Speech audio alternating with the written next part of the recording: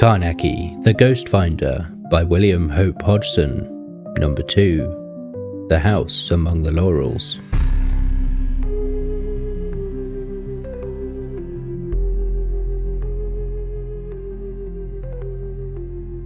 "This is a curious yarn that I'm going to tell you," said Carnacki, as after a quiet little dinner we made ourselves comfortable in his cosy dining room. "I've just got back from the west of Ireland," he continued. "Wentworth, a friend of mine, has lately had rather an unexpected legacy, in the shape of a large estate and manor, about 1.5 miles outside of the village of Corrington. This place is named Gannington Manor, and has been empty a great number of years, as you will find is almost always the case with houses reputed to be haunted, as it is usually termed.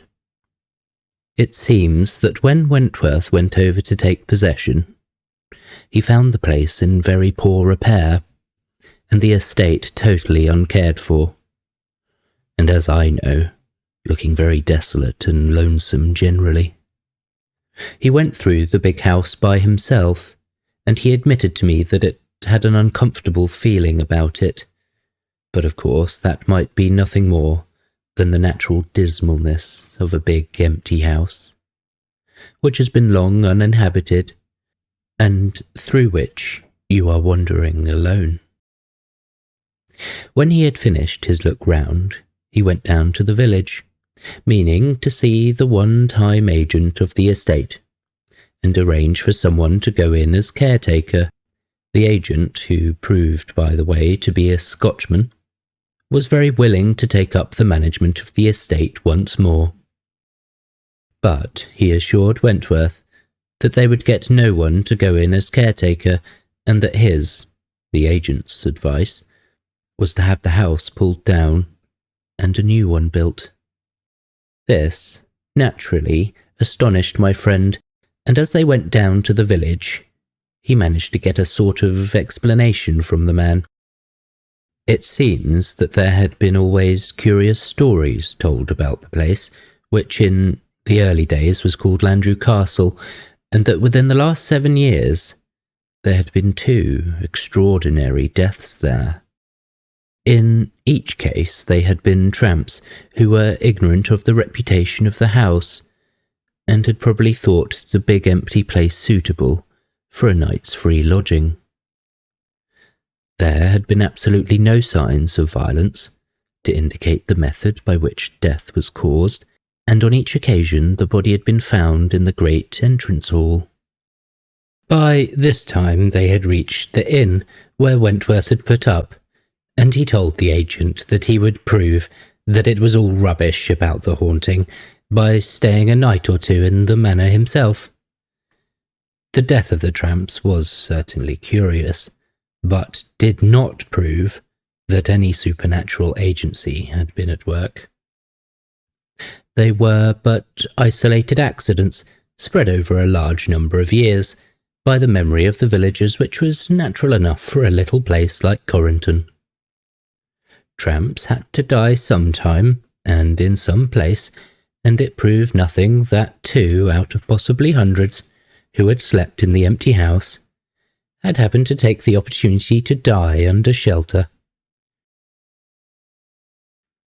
But the agent took his remark very seriously, and both he and Dennis, the landlord of the inn, tried their best to persuade him not to go. For his soul's sake, Irish Dennis begged him to do no such thing, and because of his life's sake, the Scotchman was equally in earnest. It was late in the afternoon at the time, and as Wentworth told me, it was warm and bright, and it seemed such utter rot to hear those 2 talking seriously about the impossible. He felt full of pluck, and he made up his mind that he would smash the story of the haunting at once by staying that very night in the manor. He made this quite clear to them, and told them that it would be more to the point, and to their credit, if they offered to come along with him and keep him company. But poor old Dennis was quite shocked. I believe at the suggestion, and though Tabbit, the agent, took it more quietly, he was very solemn about it. It seems that Wentworth did go, and though, as he said to me when the evening began to come on, it seemed a very different sort of thing to tackle. A whole crowd of the villagers assembled to see him off, for by this time they all knew of his intention. Wentworth had his gun with him, and a big pack of candles, and he made it clear to them all that it would not be wise for anyone to play any tricks, as he intended to shoot at sight. And then, he got a hint of how serious they all considered the whole thing, for one of them came up to him, leading a great bull mastiff, and offered it to him, to keep him company.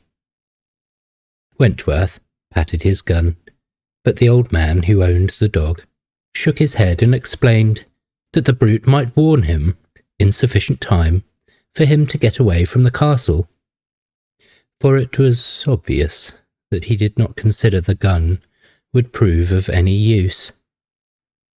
Wentworth took the dog and thanked the man. He told me that already he was beginning to wish that he had not said definitely that he would go, but as it was, he was simply forced to. He went through the crowd of men and found suddenly that they had all turned in a body and were keeping him company.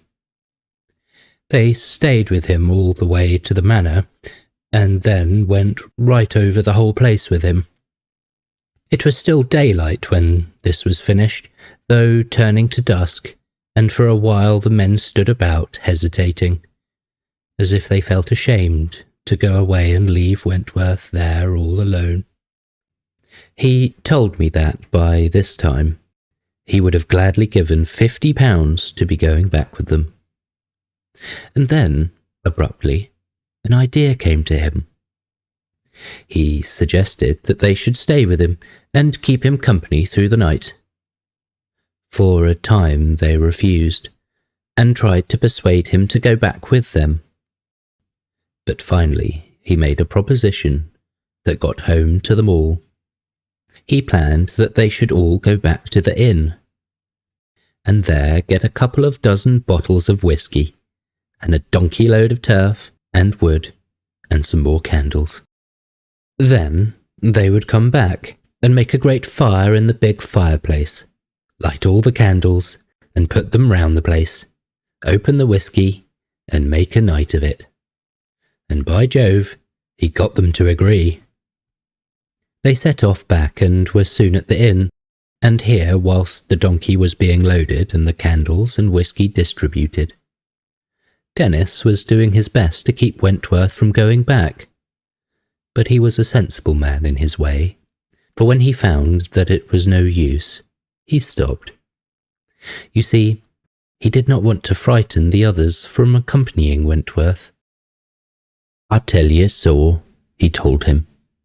"'Tas no use at all, trying to reclaim the castle. 'Tas cursed with innocent blood, and ye'll be better pulling it down, and building a fine new one. But if ye be intending to stay this night, keep the big door open wide, and watch for the blood drip. If so much as a single drip falls, don't stay though all the gold in the world was offered ye." Wentworth asked him what he meant by the blood drip. "Sure," he said, "'tas the blood of them old Black Mick way back, in the old days killed in their sleep. 'Twas a feud as he pretended to patch up, and he invited them, the O'Haras there was 70 of them, and he fed them and spoke soft to them, and them, trusting him, stayed to sleep with him. Then he and them with him started in and murdered them one and all as they slept.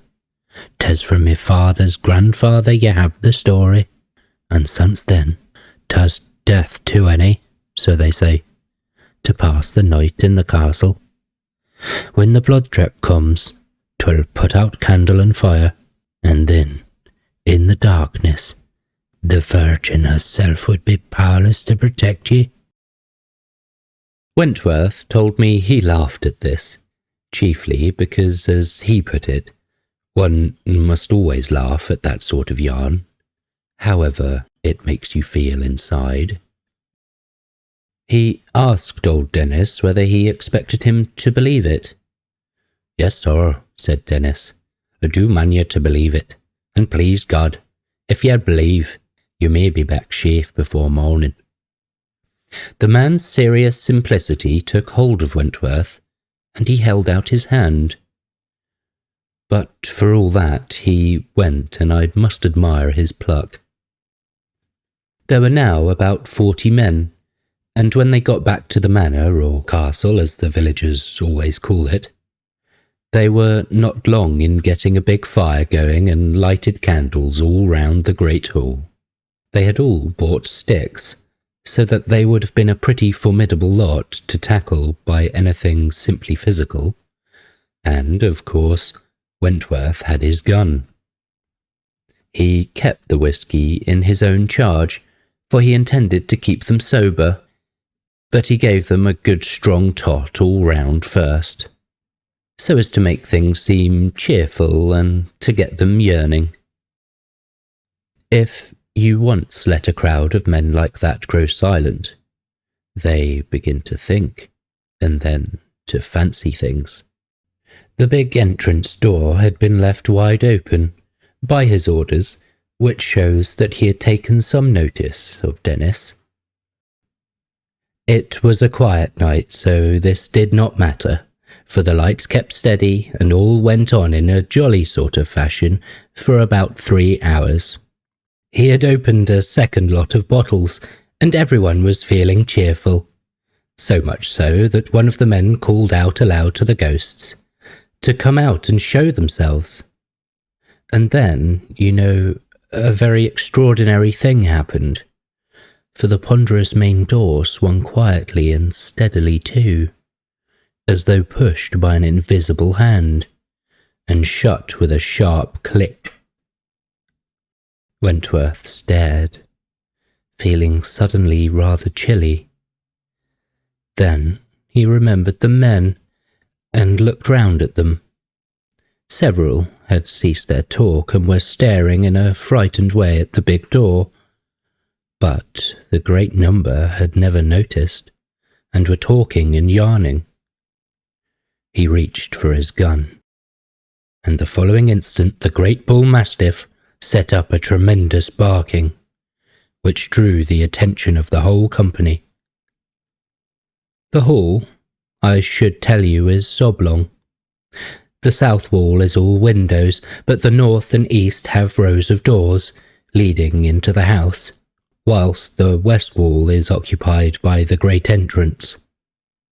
The rows of doors leading into the house were all closed, and it was towards one of these in the north wall that the big dog ran.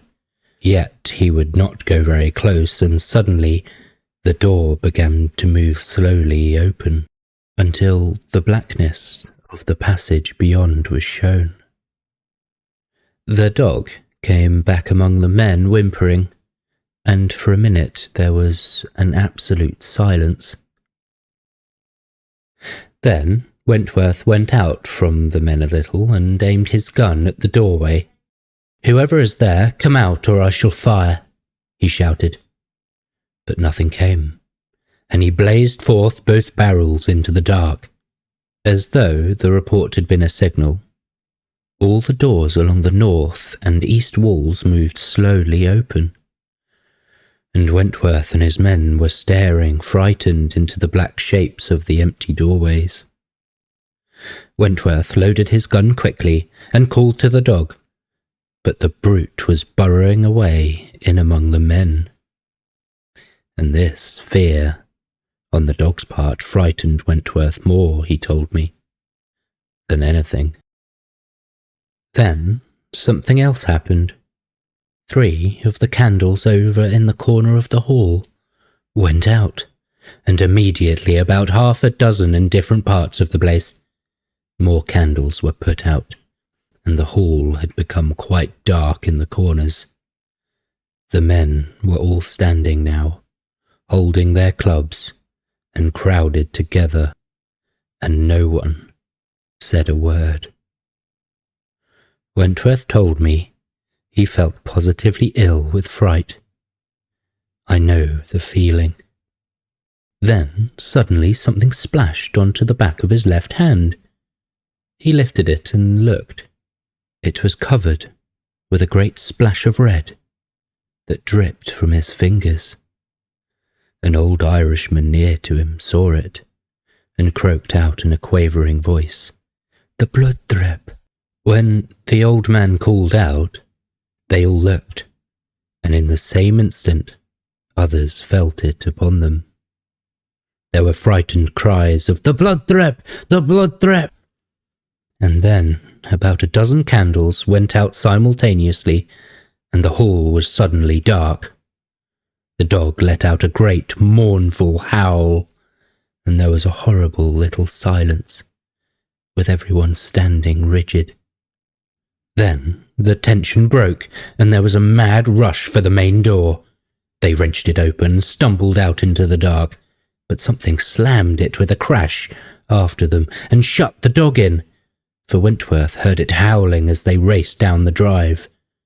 Yet no one had the pluck to go back to let it out, which does not surprise me. Wentworth sent for me the following day. He had heard of me in connection with that steeple monster case. I arrived by the night mail and put up with Wentworth at the inn. The next day we went up to the old manor, which certainly lies in rather a wilderness, though what struck me most was the extraordinary number of laurel bushes about the house. The place was smothered with them, so that the house seemed to be growing up out of a sea of green laurel. These, and the grim, ancient look of the old building, made the place look a bit dank and ghostly, even by daylight. The hall was a big place and well lit by daylight, for which I was not sorry. You see, I had been rather wound up by Wentworth's yarn. We found one rather funny thing, and that was the great bull mastiff, lying stiff with its neck broken. This made me feel very serious, for it showed that whether the cause was supernatural or not, there was present in the house some force exceedingly dangerous to life.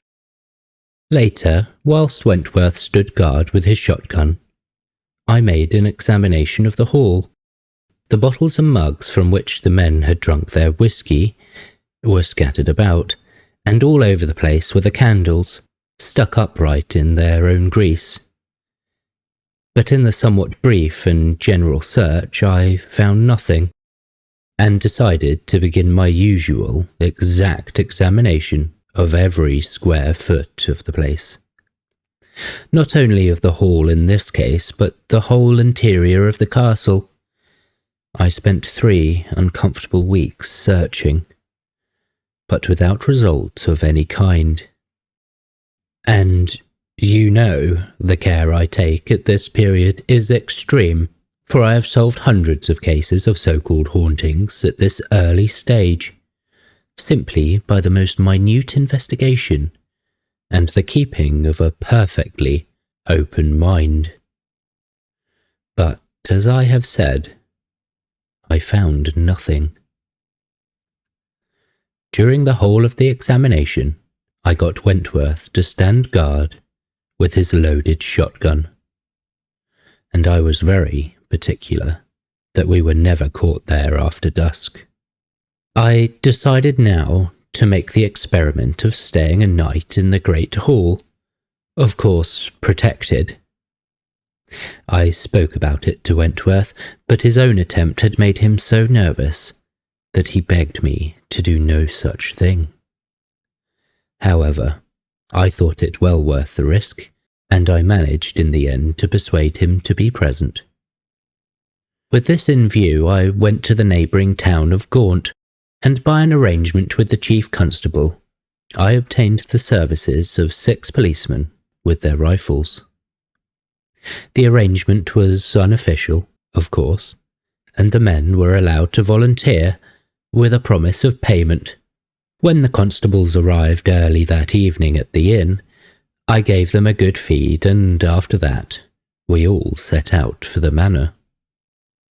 We had 4 donkeys with us, loaded with fuel and other matters. Also 2 great boarhounds, which one of the police led.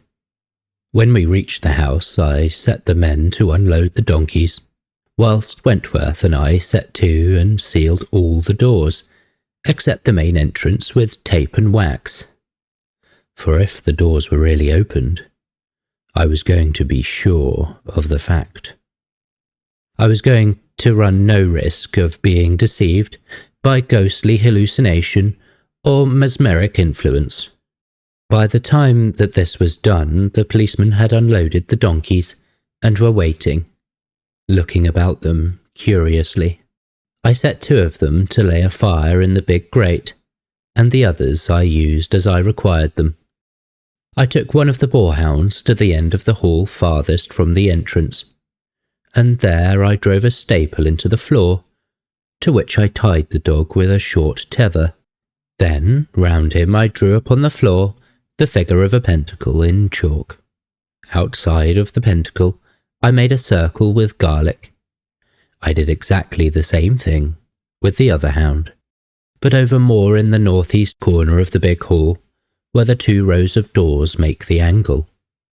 When this was done, I cleared the whole centre of the hall and put one of the policemen to sweep it, after which I had my apparatus carried into the cleared space. Then I went over to the main door and hooked it open, so that the hook would have to be lifted out of the hasp before the door could be closed. After that, I placed the lighted candles before each of the sealed doors, and one in each corner of the big room. And then I lit the fire. When I saw that it was properly alight, I got all the men together by the pile of things in the centre of the room, and took their pipes from them, for, as Sigmund MS has it, there must no light come from within the barrier, and I was going to make sure. I got my tape measure then and measured out a circle 33 feet in diameter, and immediately chalked it out. The police and Wentworth were tremendously interested, and I took the opportunity to warn them that this was no piece of silly mumming on my part, but done with the definite intention of erecting a barrier between us and any abhuman thing that the night might show to us. I warned them that as they valued their lives, and more than their lives it might be, no one must on any account whatsoever pass beyond the limits of the barrier that I was making.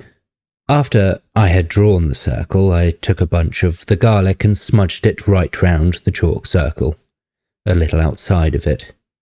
When this was complete, I called for candles from my stock of material. I set the police to lighting them, and as they were lit, I took them and sealed them down on the floor, just within the chalk circle, 5 inches apart. As each candle measured approximately 1 inch in diameter, it took 66 candles to complete the circle, and I need hardly say that every number and measurement has a significance. Then, from candle to candle, I took a gad of human hair, entwining it alternately to the left and to the right, until the circle was completed and the ends of the hair shod with silver and pressed into the wax of the 66th candle. It had now been dark some time, and I made haste to get the defence complete.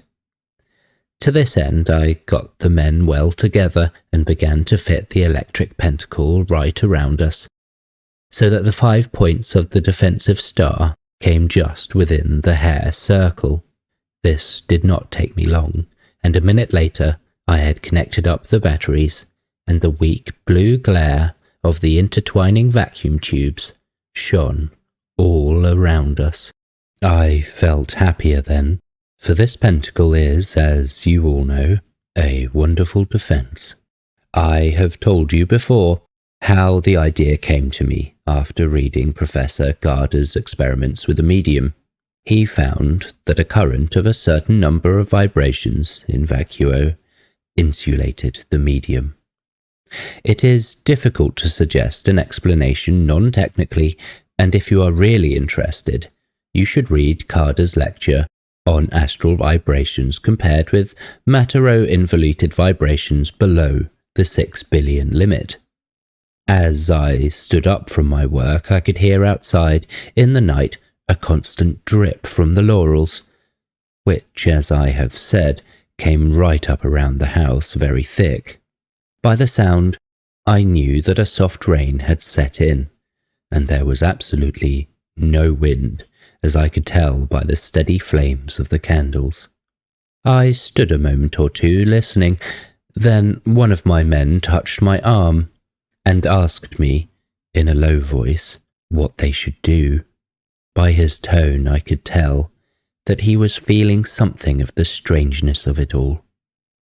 And the other men, including Wentworth, were so quiet that I was afraid they were beginning to get shaky. I set to then and arranged them with their backs to one common centre, so that they were sitting flat upon the floor with their feet radiating outward. Then, by compass, I laid their legs to the 8 chief points, and afterward I drew a circle with chalk around them. And opposite to their feet I made the 8 signs of the Sama ritual.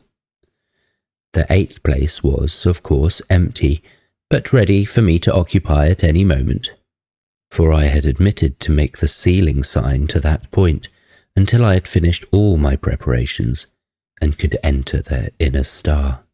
I took a last look round the great hall and saw that the 2 big hounds were laying quietly with their noses between their paws.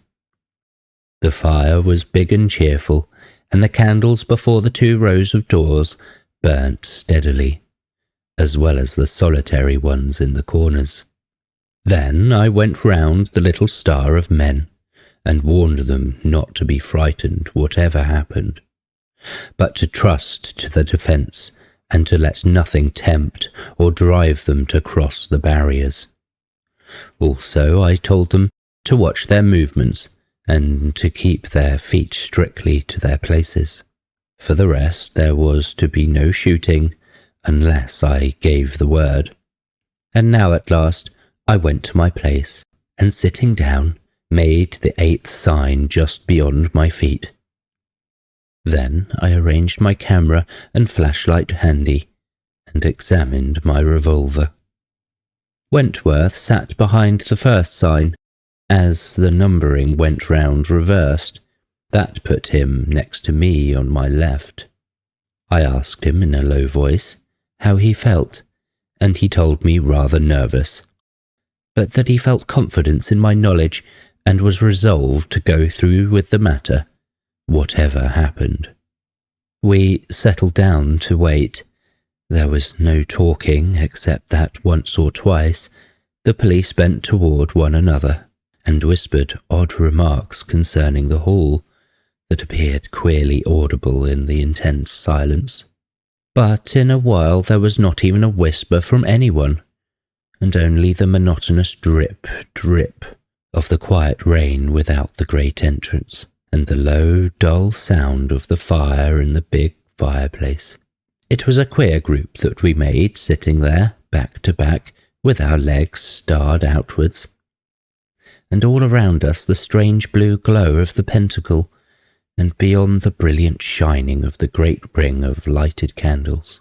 Outside of the glare of the candles, the large empty hall looked a little gloomy by contrast, except where the light shone before the sealed doors, and the blaze of the big fire made a good honest mass of flame. And the feeling of mystery. Can you picture it all? It might have been an hour later that it came to me suddenly. that I was aware of an extraordinary sense of dreeness, as it were, come into the air of the place. Not the nervous feeling of mystery that had been with us all the time, but a new feeling, as if it was something going to happen at any moment. Abruptly, there came a slight noise from the east end of the hall, and I felt the star of men move suddenly. "Steady, keep steady," I shouted, and they quietened. I looked up the hall and saw that the dogs were upon their feet and staring in an extraordinary fashion toward the great entrance.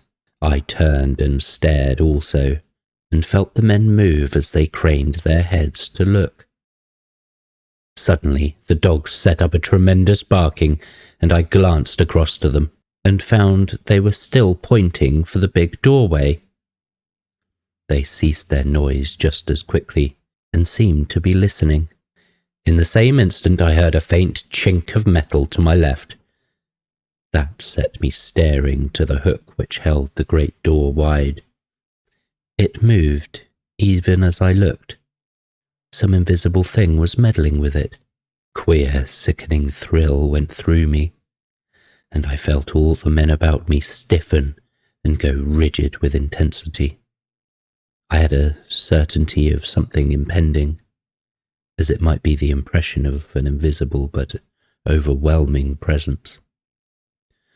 The hall was full of queer silence, and not a sound came from the dogs. Then I saw the hook slowly raised from out its hasp, without any visible thing touching it. Then a sudden power of movement came to me. I raised my camera with the flashlight fixed and snapped it at the door.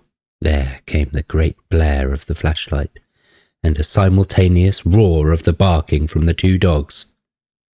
The intensity of the flash made all the place seem dark for some moments, and in that time of darkness I heard a jingle in the direction of the door, and strained to look.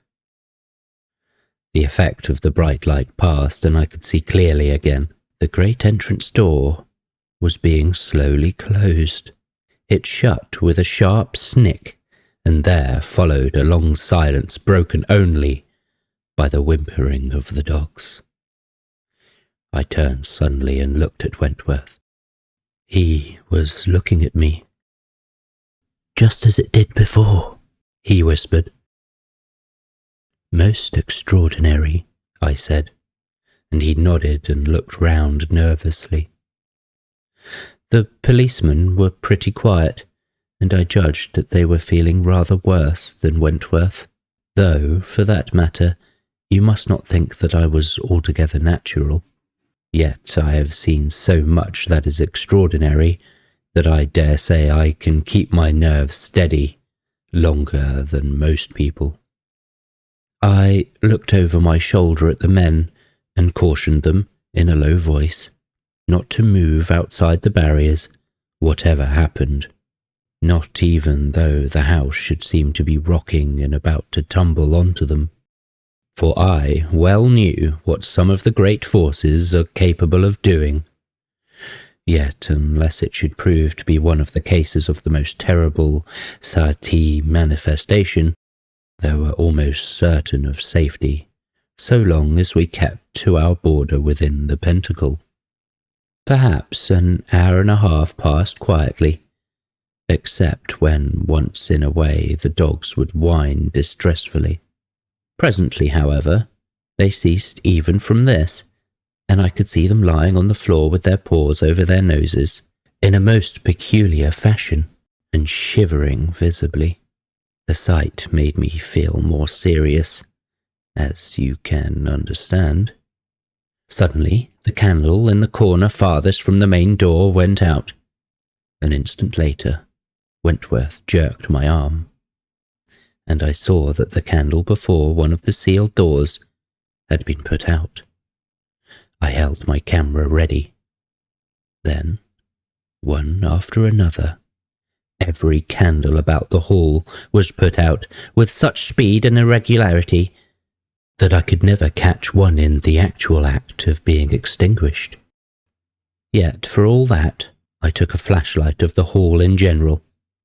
There was a time in which I sat half blinded by the great glare of the flash, and I blamed myself for not having remembered to bring a pair of smoked goggles, which I have sometimes used at these times. I had felt the men jump at the sudden light, and I called out loud to them to sit quiet and to keep their feet exactly to their proper places. My voice, as you can imagine, sounded rather horrid and frightening in the great room, and altogether it was a beastly moment. Then I was able to see again, and I stared here and there about the hall, but there was nothing showing unusual. Only, of course, it was dark now, over in the corners. Suddenly I saw that the great fire was blackening. It was going out visibly as I looked. If I said that some monstrous, invisible, impossible creature sucked the life from it, I could best explain the way the light and the flame went out of it. It was most extraordinary to watch. In the time that I watched it, every vestige of fire was gone from it, and there was no light outside of the ring of candles around the pentacle. The deliberateness of the thing troubled me more than I can make clear to you. It conveyed to me such a sense of a calm, deliberate force present in the hall. The steadfast intention to make darkness was horrible. The extent of the power to affect the material was horrible.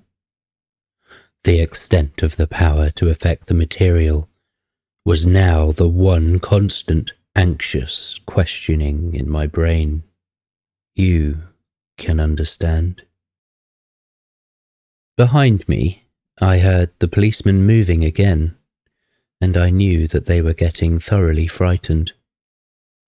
I turned half round and told them, quietly but plainly, that they were safe only so long as they stayed within the pentacle, in the position in which I had put them.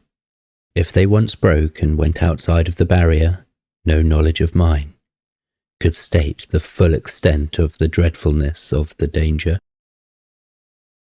I steadied them up by this quiet, straight reminder. But if they had known, as I knew, that there is no certainty in any protection, they would have suffered a great deal more, and probably have broken the defence, and made a mad, foolish run for an impossible safety. Another hour passed after this in an absolute quietness.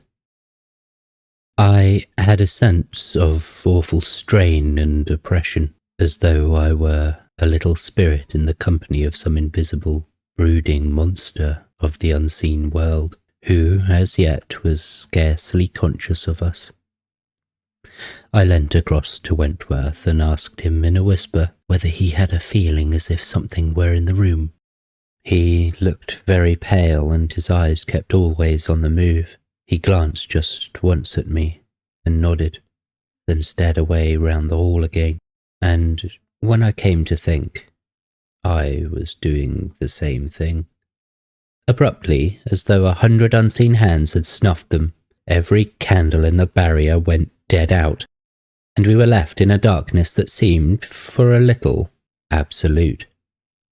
For the light from the pentacle was too weak and pale to penetrate far across the great hall. I tell you, for a moment I just sat there as though I had been frozen solid. I felt the creep go all over me and seem to stop in my brain. I felt all at once to be given a power of hearing that was far beyond the normal. I could hear my own heart thudding most extraordinarily loud. I began, however, to feel better after a while, but I simply had not the pluck to move. You can understand. Presently I began to get my courage back. I gripped at my camera and flashlight and waited. My hands were simply soaked with sweat. I glanced once at Wentworth. I could see him only dimly. His shoulders were haunched a little, his eyes forward. but though it was motionless, I knew that his eyes were not. It is queer how one knows that sort of thing at times. The police were just as silent, and thus a while passed. A sudden sound broke across the silence. From two sides of the room there came faint noises. I recognized them at once as the breaking of the sealing wax.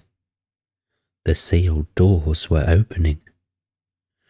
I raised the camera and flashlight, and it was a peculiar mixture of fear and courage that helped me to press the button.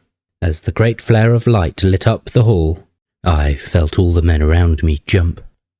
The darkness felt like a clap of thunder, if you can understand, and seemed tenfold. Yet in the moment of brightness, I had seen that all the sealed doors were wide open. Suddenly, all around us, there sounded a drip, drip, drip upon the floor of the great hall. I thrilled with a queer, realizing emotion and a sense of a very real and present danger, imminent. The blood drip had commenced, and the grim question was now whether the barriers could save us from whatever had come into the huge room. Through some awful minutes, the blood drip continued to fall in an increasing rain, and presently some began to fall within the barriers.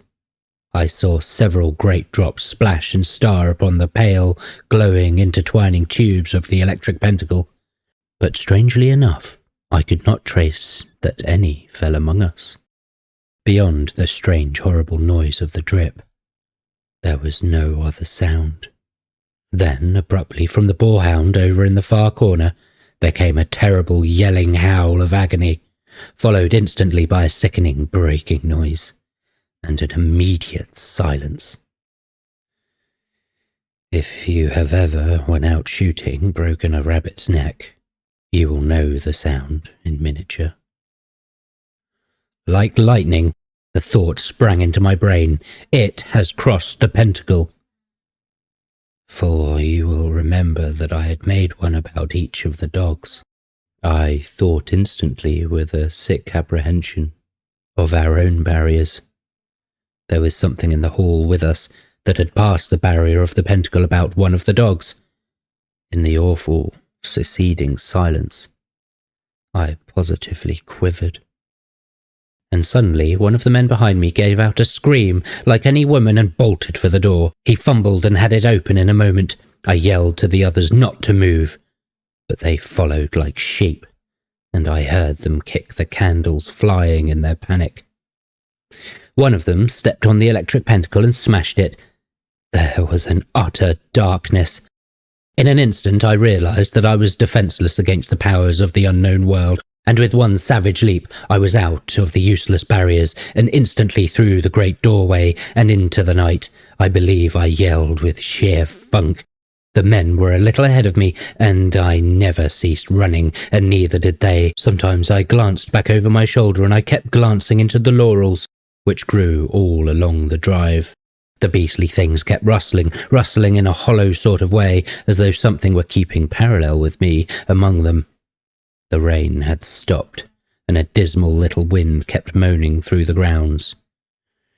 It was disgusting. I caught Wentworth and the police at the lodge gate. We got outside and ran all the way to the village.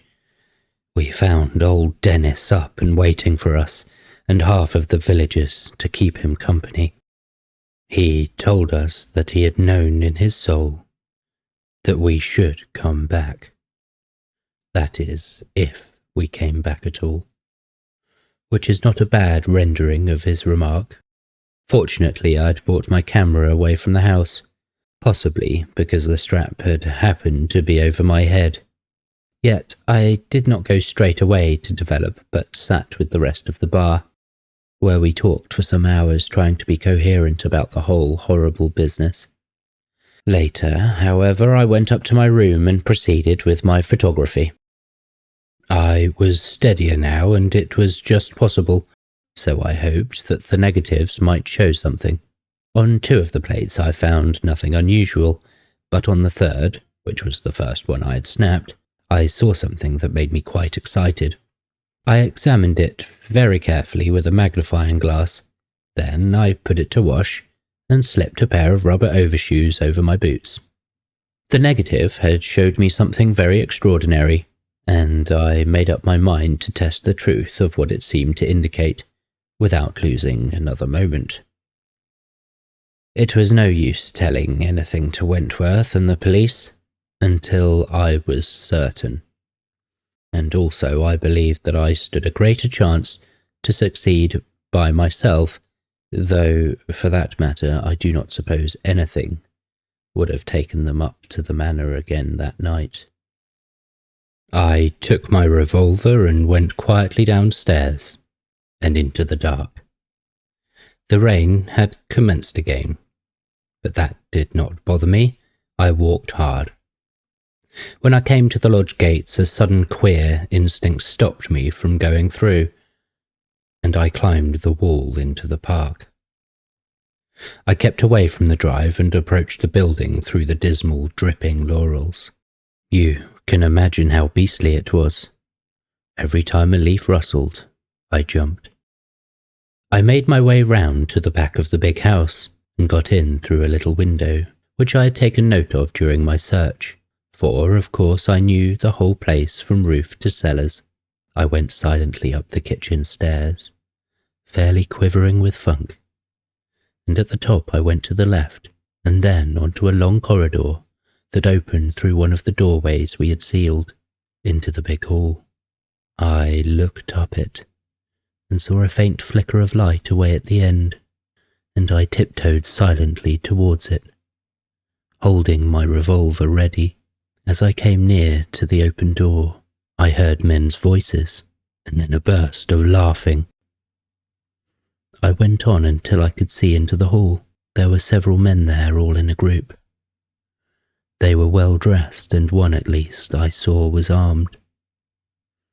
They were examining my barriers against the supernatural with a good deal of unkind laughter. I never felt such a fool in my life. It was plain to me that they were a gang of men who had made use of the empty manor, perhaps for years, for some purpose of their own.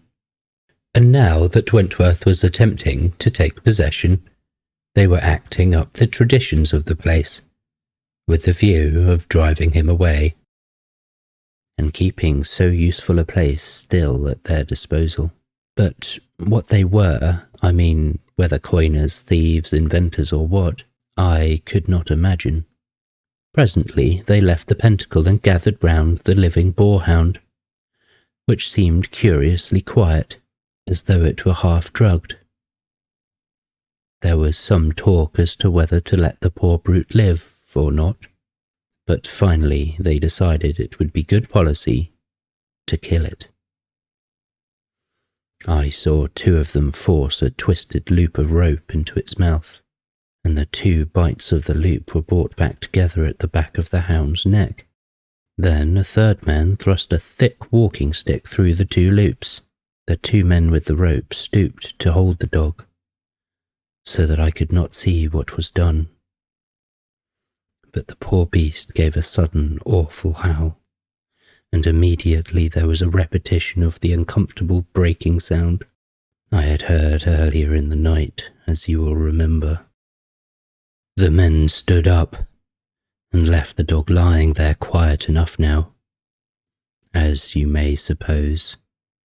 For my part, I fully appreciated the calculated remorselessness which had decided upon the animal's death, and the cold determination in which it had been afterward executed so neatly. I guessed that a man who might get into the light of those particular men would be likely to come to quite as an uncomfortable an ending.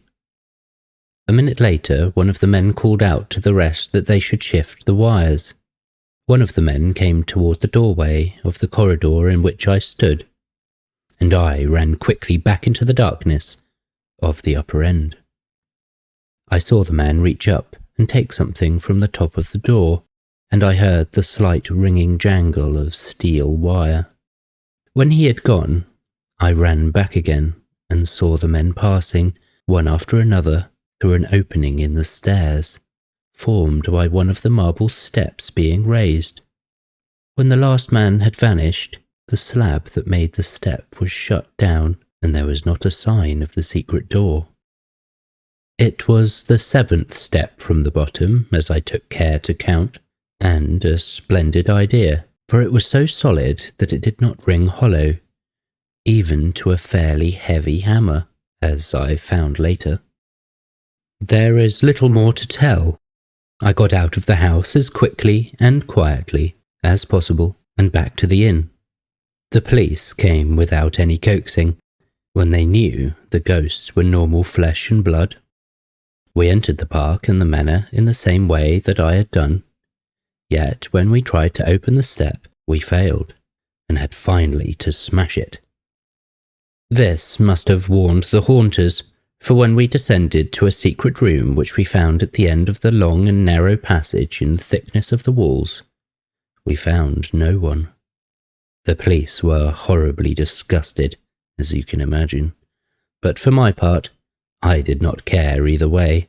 I had laid the ghost, as you might say, and that was what I set out to do. I was not particularly afraid of being laughed at by the others, for they had all been thoroughly taken in, and in the end, I had scored without their help. We searched right through the secret ways and found that there was an exit at the end of the long tunnel, which opened in the side of a well out in the grounds. The ceiling of the hall was hollow and reached by a little secret stairway inside of the big staircase. The blood drip was merely coloured water, dropped through the minute crevices of the ornamented ceiling. How the candles and fire were put out, I do not know, for the haunters certainly did not act quite up to tradition, which held that the lights were put out by the blood drip. Perhaps it was too difficult to direct the fluid without positively squirting it, which might have given the whole thing away. The candles and the fire may possibly have been extinguished by the agency of carbonic acid gas, but how suspended, I have no idea. The secret hiding places were, of course, ancient. There was also, did I tell you, a bell, which they had rigged up to the ring when anyone entered the gates at the end of the drive. If I had not climbed the wall, I should have found nothing for my pains, for the bell would have warned them I had gone in through the gateway. What was on the negative? I asked with much curiosity.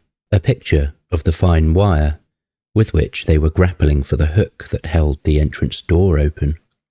They were doing it from one of the crevices in the ceiling.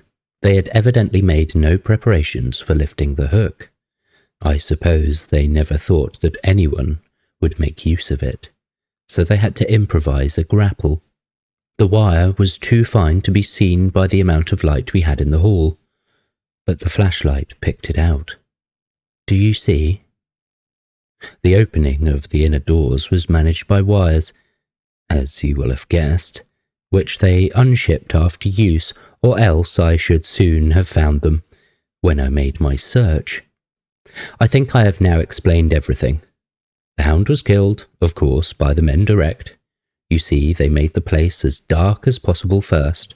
Of course, if I had managed to take a flashlight just at that instant, the whole secret of the haunting would have been exposed. But fate just ordered it the other way. And the tramps? I asked. Oh, you mean the 2 tramps who were found dead in the manor? Said Carnacki. Well, of course it is impossible to be sure, one way or the other. Perhaps they happened to find out something and were given a hypodermic. Or it is just as probable that they had come to the time of their dying and just died naturally. It is conceivable that a great many tramps had slept in the house at one time or another. Carnacki stood up and knocked out his pipe. We rose also and went for our coats and hats. Out you go, said Carnacki genially, using the recognised formula, and we went out onto the embankment and presently through the darkness to our various homes.